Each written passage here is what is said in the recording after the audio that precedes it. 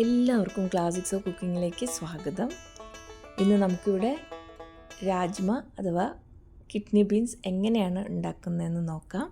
അതിനായി 8 മണിക്കൂർ കുതിർത്ത രാജ്മ നന്നായി കഴുകി വൃത്തിയാക്കിയ ശേഷം ആവശ്യത്തിന് വെള്ളവും ഉപ്പുമിട്ട് കുക്കറിൽ വേവിച്ചെടുക്കാൻ പോവുകയാണ്. ഞാനിവിടെ 5 വിസിൽ വരുന്നത് വരെയാണ് രാജ്മ വേവിച്ചെടുത്തത്. അത് കറക്റ്റായിരുന്നു.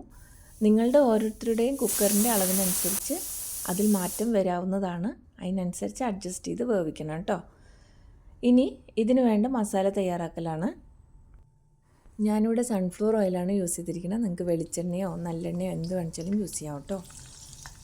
അതിനുശേഷം അതിലേക്ക് 1 ടീസ്പൂൺ വെളുത്തുള്ളി, 1 ടീസ്പൂൺ ഇഞ്ചി ഇട്ട് കൊടുക്കുക.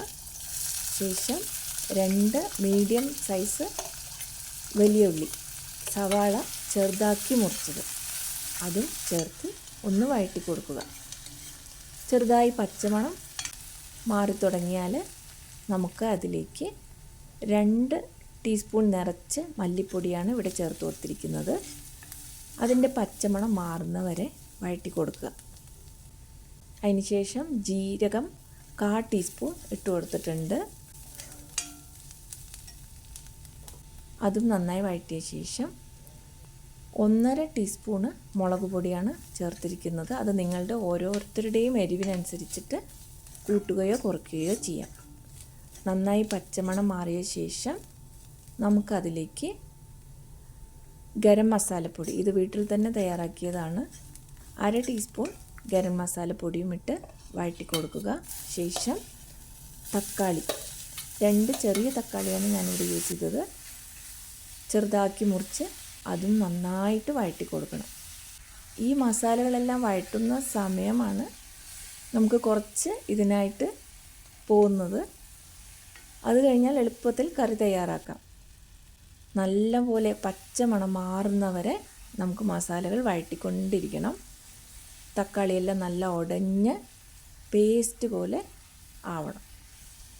ഇങ്ങനെ കണ്ടിന്യൂസ് ഇളക്കി നമ്മൾ മസാല വഴറ്റി കൊടുക്കാവുന്നതാണ്.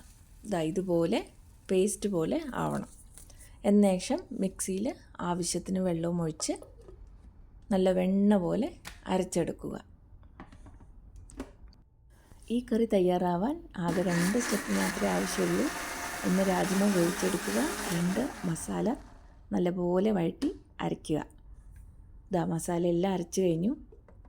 ഈ കാണുന്ന പോലെ വെണ്ണ പോലെ അരച്ചെടുക്കണം കേട്ടോ. കണ്ടോ.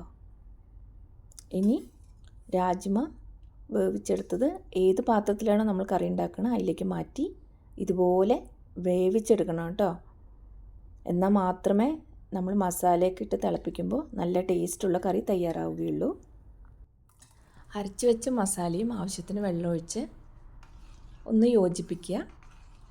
അതിന് ശേഷം 1/4 ടീസ്പൂൺ മഞ്ഞൾപ്പൊടി ഇട്ടിട്ടുണ്ട്. ഉപ്പെല്ലാം കറക്റ്റാണോ നോക്കുക. ഞാനിവിടെ നോക്കിയ സമയത്ത് കുറച്ച് ഉപ്പിൻ്റെ കുറവുണ്ടായിരുന്നു, അതുകൂടെ ചേർത്തി ടേസ്റ്റെല്ലാം കറക്റ്റാണെന്ന് ബോധ്യപ്പെട്ട ശേഷം ഗ്യാസിലേക്ക് എടുത്ത് വയ്ക്കുകയാണ്. ഇനി കറി റെഡിയാവട്ടെ. ഇത് തിളയ്ക്കുന്നതിൻ്റെ ഇടയിൽ നമ്മൾ ഇളക്കി കൊടുത്തുകൊണ്ടിരിക്കണം, അല്ലെങ്കിൽ അടിയിൽ പിടിക്കാനുള്ള ചാൻസ് ഉണ്ട്.